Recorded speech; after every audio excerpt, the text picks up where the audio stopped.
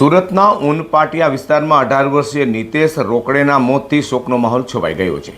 ભીંડી બજાર સ્થિત સુમન શક્તિ આવાસમાં રહેતા નિતેશના મોતને લઈને પરિવારજનોએ અનેક આક્ષેપો કર્યા હતા કે યુવકને મારવામાં આવ્યો હતો અને તેની હત્યા થઈ હોવાની આશંકા વ્યક્ત કરાઈ છે।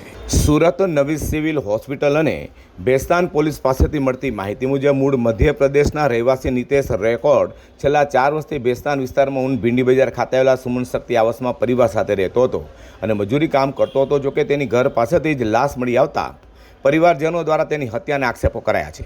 મૃતક યુવક નિતેશના મોત બાદ પરિવારજનોએ સમગ્ર ઘટનાની યોગ્ય નિષ્પક્ષ તપાસની માંગ કરી હતી।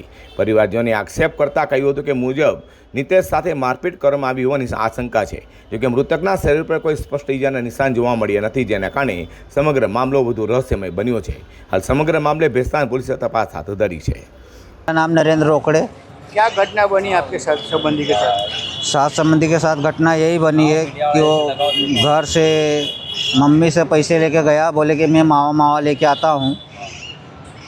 तो घर से गया तो 1 घंटे तक घर पे नहीं आया।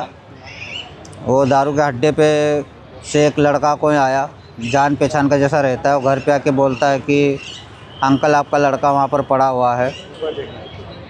फिर और दूसरे लोगों ने बोला उनको कि आपके लड़के को किसी ने मारा है। प्रॉपर हम लोगों ने किसी ने नहीं उसको देखा। वो जो लोगों ने देखा है वो लोग बोल रहे हैं कि किसी लोगों ने इसको मारा है। वहाँ पे क्या कौन से जगह पे पड़ा था और घर से जब निकला तब कैसा था? वो आया घर से निकला जब अच्छा खासा था, वो कुछ पिया खावा नहीं था। एकदम 6 बजे निकला तो घर से 6 साढ़े 6 बजे के करीब में। कुछ टाइम तो अपन ने नहीं देखा था प्रॉपर। બેસ્તાનના ઉન વિસ્તારમાં યુવકનું થયેલું શંકાસ્પદ મોતનું ચોક્કસ કારણ તપાસ બાદ જ સામે આવશે। જોકે યુવાન નિતેશના અચાનક મોતથી પરિવારજનોમાં ભારે શોકનો માહોલ છવાયો છે।